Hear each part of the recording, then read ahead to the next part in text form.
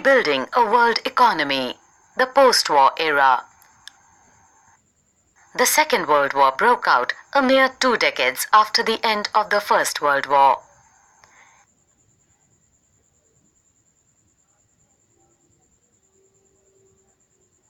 It was fought between the Axis powers, mainly Nazi Germany, Japan and Italy, and the Allies, Britain, France, the Soviet Union and the US.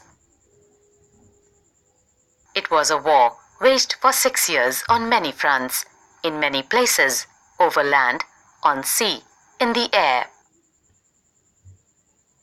Once again, death and destruction was enormous. At least 60 million people, or about 3% of the world's 1939 population, are believed to have been killed, directly or indirectly as a result of the war. Millions more were injured. Unlike in the earlier wars, most of these deaths took place outside the battlefields. Many more civilians than soldiers died from war-related causes.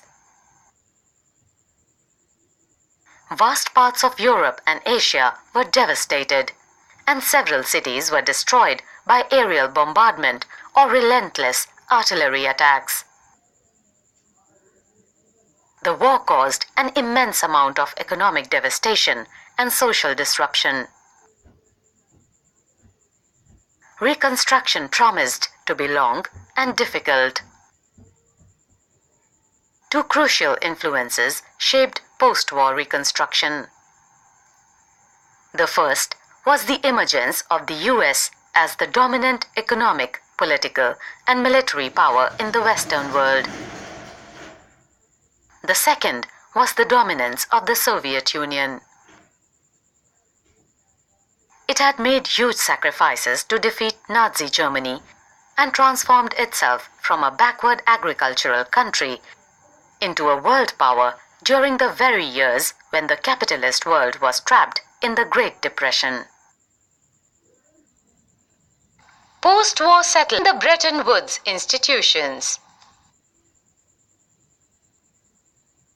Economists and politicians drew two key lessons from interwar economic experiences. First, an industrial society based on mass production cannot be sustained without mass consumption.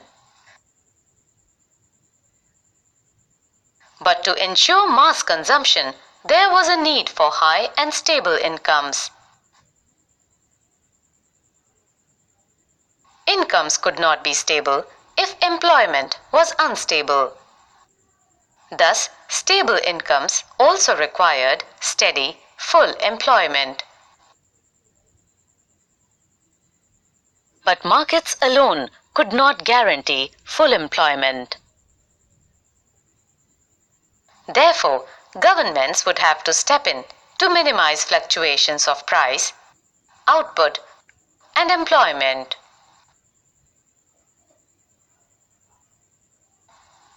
Economic stability could be ensured only through the intervention of the government.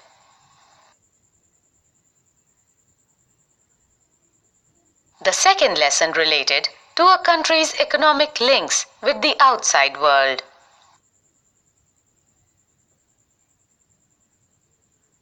The goal of full employment could only be achieved if governments had the power to control flows of goods, capital, and labor.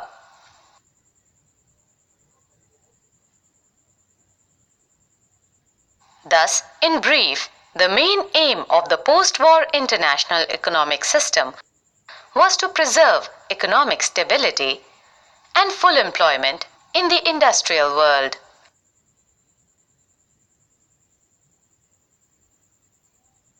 Its framework was agreed upon at the United Nations Monetary and Financial Conference held in July 1944 at Bretton Woods in New Hampshire, USA.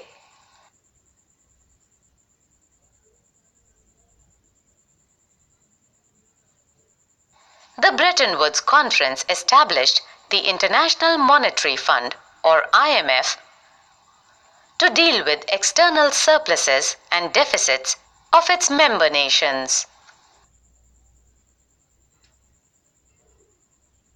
The International Bank for Reconstruction and Development, popularly known as the World Bank, was set up to finance post-war reconstruction.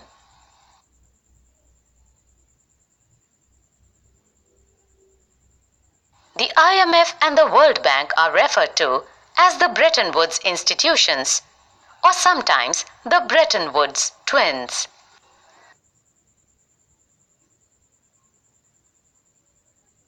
The post-war international economic system is also often described as the Bretton Woods system. The IMF and the World Bank commenced financial operations in 1947. Decision-making in these institutions is controlled by the Western industrial powers. The US has an effective right of veto over key IMF and World Bank decisions.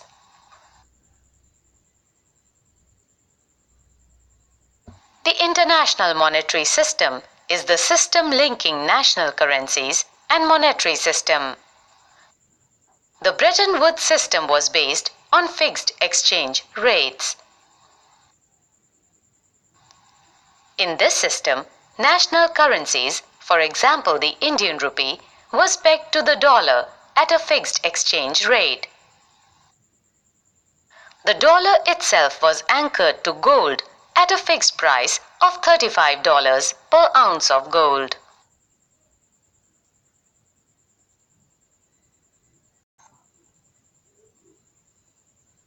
The Bretton Woods system inaugurated an era of unprecedented growth of trade and incomes for the Western industrial nations and Japan.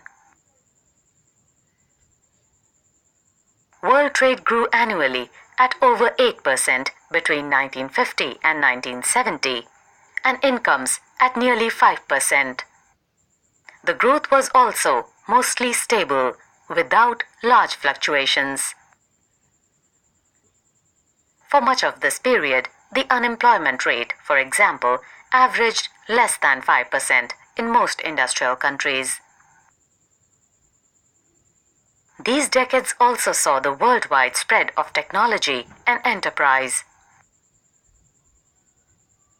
Developing countries were in a hurry to catch up with the advanced industrial countries. Therefore, they invested vast amounts of capital, importing industrial plant and equipment featuring modern technology. Decolonisation and Independence.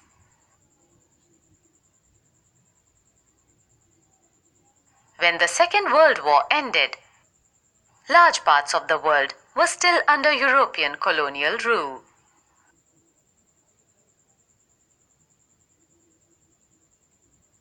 Over the next 2 decades, most colonies in Asia and Africa emerged as free, independent nations.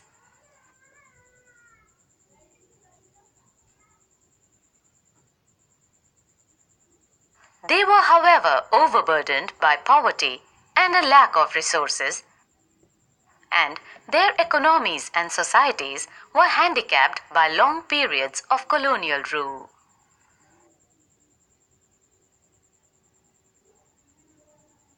The IMF and the World Bank were designed to meet the financial needs of the industrial countries. They were not equipped to cope with the challenge of poverty and lack of development in the former colonies.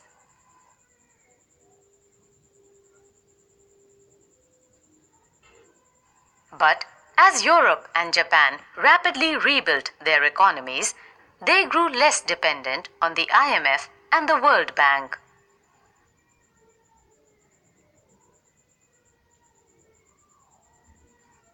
Thus, from the late 1950s, the Bretton Woods institutions began to shift their attention more towards developing countries. As colonies, many of the less developed regions of the world had been a part of Western empires. Now, ironically, as newly independent countries facing urgent pressures to lift their populations out of poverty, they came under the guidance of international agencies dominated by the former colonial powers. Even after many years of decolonization, the former colonial powers still controlled vital resources such as minerals and land in many of their former colonies.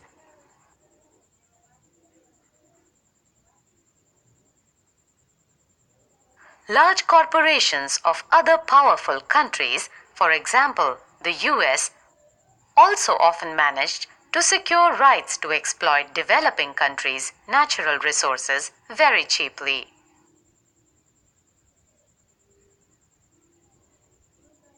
At the same time, most developing countries did not benefit from the fast growth the Western economies experienced in the 1950s and the 1960s. Therefore, they organized themselves as a group, the Group of 77 or G77, to demand a new international economic order or NIEO. The NIEO, they meant a system that would give them real control over their natural resources, more development assistance, fairer prices for raw materials, and a better access for their manufactured goods in developed countries' markets. End of Bretton Woods and the beginning of globalization. Despite years of stable and rapid growth, not all was well in this post-war world. From the 1960s, the rising cost of its overseas involvements weakened the US's finances and competitive strength. The US dollar now no longer commanded confidence as the world's principal currency. It could not maintain its value in relation to gold. This eventually led to the collapse of the system of fixed exchange rates and the introduction of a system of floating exchange rates. From the mid-1970s, the international financial system also changed in important ways. Earlier, developing countries could turn to international institutions for loans and development assistance. But now, they were forced to borrow from Western commercial banks and private lending institutions. This led to periodic debt crises in the developing world and lower incomes and increased poverty, especially in Africa and Latin America. The industrial world was also hit by unemployment that began rising from the mid-1970s and remained high until the early 1990s. From the late 1970s, MNCs also began to shift production operations to low-wage Asian countries. China had been cut off from the post-war world economy since its revolution in 1949. But now, economic policies in China and the collapse of the Soviet Union and Soviet-style communism in Eastern Europe brought many countries back into the fold of the world economy. Wages were relatively low in countries like China. Thus, they became attractive destinations for investments by foreign MNCs competing to capture the world markets. Have you noticed that most of the TVs, mobile phones and toys we see in the shops seem to be made in China? This is because of the low-cost structure of the Chinese economy, most importantly, its low wages. The relocation of industry to low-wage countries stimulated world trade and capital flows.